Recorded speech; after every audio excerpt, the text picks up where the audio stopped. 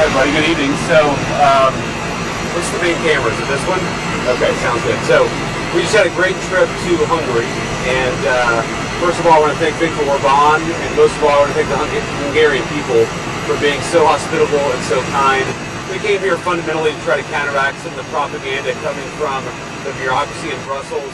I've never seen something like it, where you have the bureaucracy of the EU trying to impose costs on the Hungarian people in order to sway the result of an election. I think that's absurd. The president thinks it's absurd. Viktor obviously has the president's full support, my full support, and we wish him and the Hungarian people the best. So I'm sad to leave, but excited to get back home.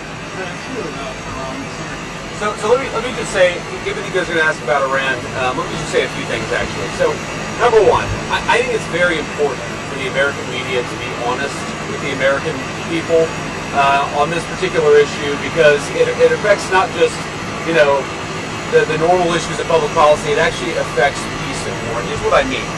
So in the past couple of days, I've seen a lot of reporting from the American media about the 10-point proposal that the Iranians have made. Now, as I know, because I've been involved in this, there are 3 different 10-point proposals at least that I've seen floating around.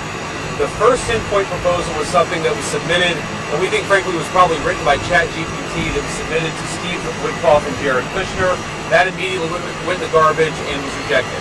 There was a second 10-point proposal that was much more reasonable, that was based on some back and forth between us, between the Pakistanis and between the Iranians. That is the 10-point proposal that the president was referencing in his tweet yesterday.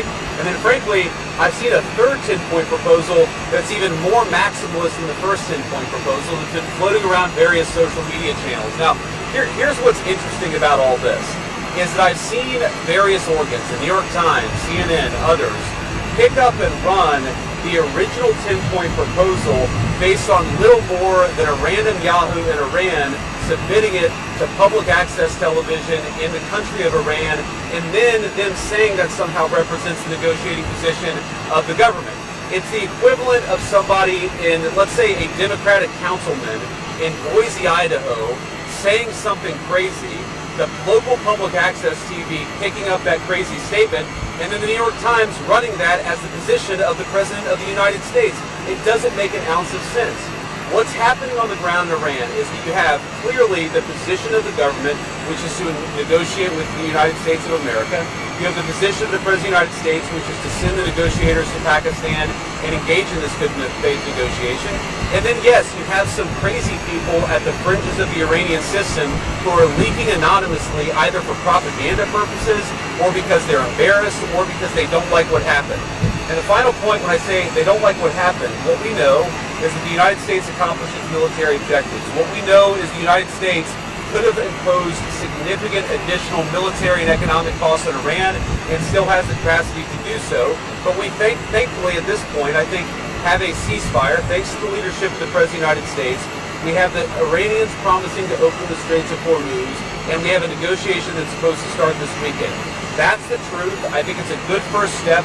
We're going to see if we can make more progress here in the days to come. So you're negotiating partners. Go ahead, yeah. Go. There seems to be a disagreement about whether Lebanon was included in this proposal. And the Yeah. Speaker of the Parliament, who you're going to sit across from the table from Islamabad, has just said that he thinks negotiations will be unreasonable while that war is ongoing. So who do you ask Israel to hold off strikes to allow some peace in response? Well, first of all, I know there's been some conversations between the Israelis and the leadership of our country today. I haven't been involved in that because I've been busy doing stuff in Hungary. I'm actually supposed to get an update when I get on the plane. But let me say a couple things. First of all, I actually think, and there's a lot of bad faith negotiation and a lot of bad faith, propaganda going on. I think this comes from a legitimate misunderstanding. I think the Iranians thought that the ceasefire included Lebanon, and it just didn't.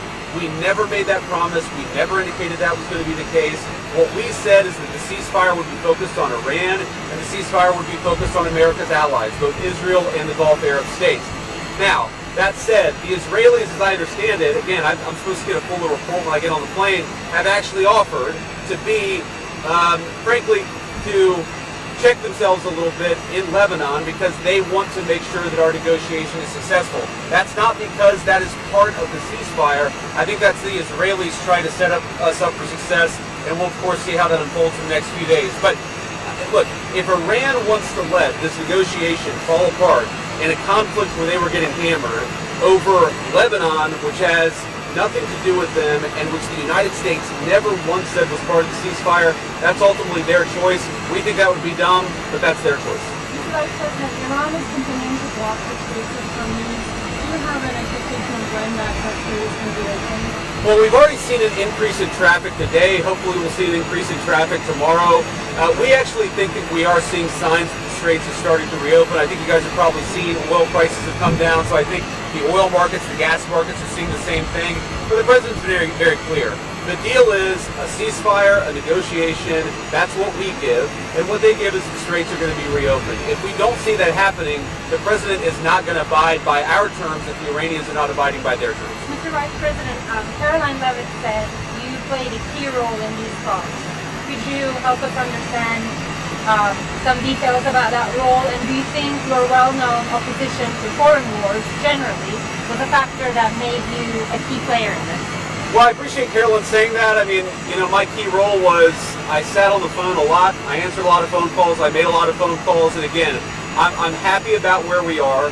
I think the president has struck a good deal for the American people, but fundamentally, the Iranians have got to take the next step, or the president has a lot of options to go back to the war.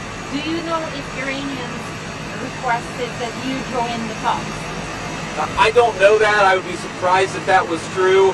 But, you know, I wanted to be involved because I thought I could make a difference. And obviously, I think the people really on the ground doing the day-to-day negotiating have been Steve and Jared. They've done a great job. But we're going to keep on working this as a team, as we always have. You know, Pete's been very helpful with the various military elements of this. Marco's obviously been extremely involved. We work as a team. We work effectively. And, you know, yeah, I've been on the phone a lot the past couple of days. But we're glad to be where we are. Mr. Vice President, how is the United States accomplishing its stated objective of ensuring Iran doesn't have a nuclear weapon ever, but they still have highly enriched uranium? And what's the plan to get the uranium out? Well, look, I mean, this is one of the things, it's going to be one of the main subjects of negotiation, is that we want Iran to not be able to make a nuclear weapon. We want the nuclear fuel, which is something the president has made very clear. And there, again, the way to think about this is the United States has certain demands and certain things that we want. The Iranians have things they can get out of the negotiation. The more that they're willing to give us, I think the more they're going to get things out of this negotiation. The president's talked about sanctions relief. The president's talked about economic partnerships and things like that. That's not going to happen unless the Iranians make a firm commitment to stop anything close to the development of a nuclear weapon. And frankly, the president has all the cards here. We've got a lot of leverage. We've got a lot of things that we can do. But right now, I think we're in a good spot. Is the threat to white Iranian civilization off the map still on the table? Is it fair to keep 90 million Iranians under that threat for the actions of their leaders? Well, look, the leadership is really to blame for the condition of the country in Iran. The president of the United States has made very clear that the United States has a lot of leverage here. We have economic leverage, we've got military leverage. What he's trying to do is make sure the American people are safe and strike a deal that's good for the American people. I encourage the Iranians to come to the table seriously. We've seen some signs that they're going to do that. We've seen some signs of bravado.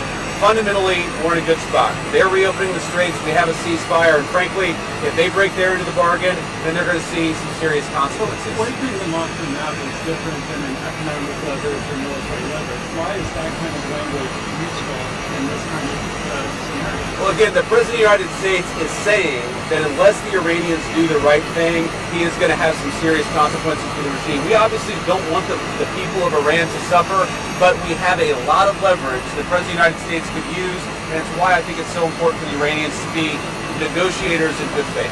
Okay, X has been a buzz the last couple of days with a free press story saying that senior Pentagon officials in January, including Blake Colby, brought Cardinal Pierre into the Pentagon. Brought who? Cardinal Christophe Pierre into the Pentagon. I haven't seen this story, okay, well, unfortunately. Essentially, the reporting by the free press is that they told him that the American military has a lot of might and they can do whatever they want, and the church should get on its side. Does that message sound correct to you? Is that something you would sign off on?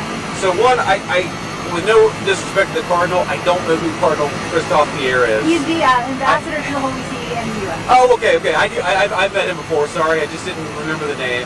I've never seen this reporting. I'd like to actually talk to Cardinal Christophe Pierre and frankly to our people to figure out what actually happened. I think it's always a bad idea to offer an opinion on stories that are unconfirmed and uncorroborated, so I'm not going to do that. Mr. Recker, on the question of Iran's enriched uranium, do you see a scenario in which the administration may be willing to agree to allow Iran to continue enriching uranium for civilian nuclear purposes? Well, look, what the president has said is that we don't want Iran to have the capacity to build a nuclear weapon. The president's also said that we don't want Iran enriching towards a nuclear weapon, and we want Iran to give up the nuclear fuel. Those are going to be our demands during the negotiation, and again, we're going to see what the Iranians are willing to give up. If they make a good faith effort to actually give us the things that we need to have a successful negotiation for the security of the American people, I think there's a lot on the other end. If they don't give us what we need, then I think it's going to be bad, but I'm optimistic that the Iranians are going to be smart, that they're going to negotiate in good faith. And your negotiating partner in Iran, and Kevin sort of asked about this already, but he essentially is saying that they're distrustful of the U.S. for when he tweeted out that 3 of the 10 points in the ceasefire framework have already been violated. They're distrustful of the U.S. What do you make of him tweeting that out before negotiating? So I thought it was interesting actually because I did see that tweet from Galibaf actually just a couple of minutes ago, and let me say a few things. First of all, he said that there are a few points of disagreement before the negotiation. Well, that must mean that there's a lot of points of agreement because there's a 15-point plan floating around, there's a 10-point plan floating around. If he's frustrated about 3 issues, that actually means that there's a lot of agreement. That's point number 1. Point number 2, to respond to each of those issues, and I read it very closely, let me just say this.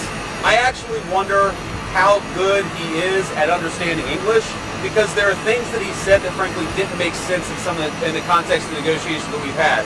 But to address the 3 points, first of all, he talked about an attack that had allegedly happened on Iran and how that was a violation of the ceasefire. Ceasefires are always messy.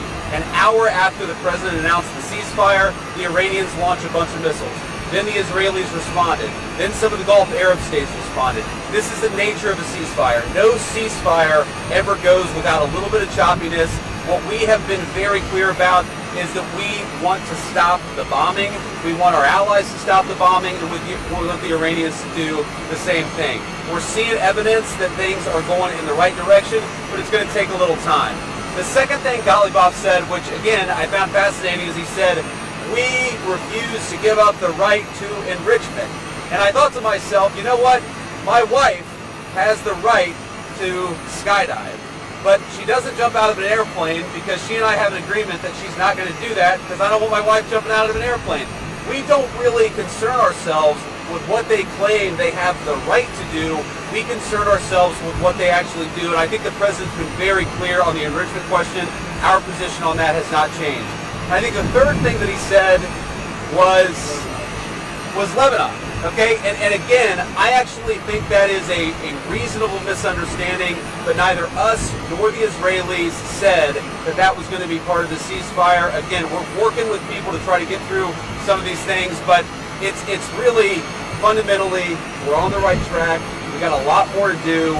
We got a lot more that the Iranians are going to have to accept as part of this negotiation, but I think we've got a strong hand and we're going to play it well. Thank you all. Have a safe trip back. That the talks won't happen? Just keep it clear.